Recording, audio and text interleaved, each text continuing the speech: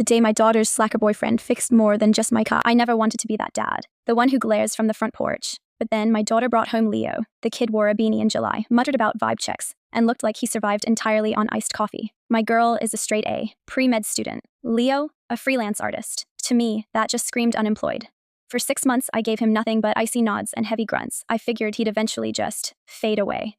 Then came the Saturday barbecue. Right as the burgers went on, my wife realized we were dead out of propane. She and Chloe rushed to the hardware store, leaving me completely alone with the beanie wearer in the backyard. The silence was brutal.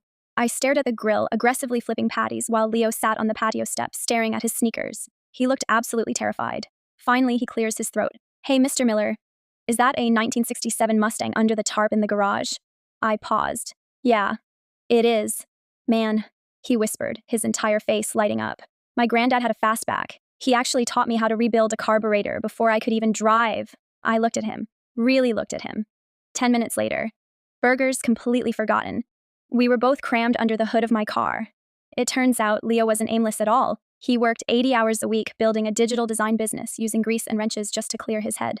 We ended up swapping absolute disaster stories. I told him about the time I dropped a transmission on my own foot, and he admitted to accidentally setting his high school shop class on fire. We were howling, laughing so hard my ribs ached.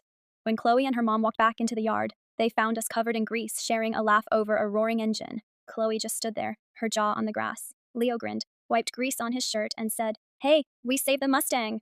Right then, I knew. The kid wasn't a slacker.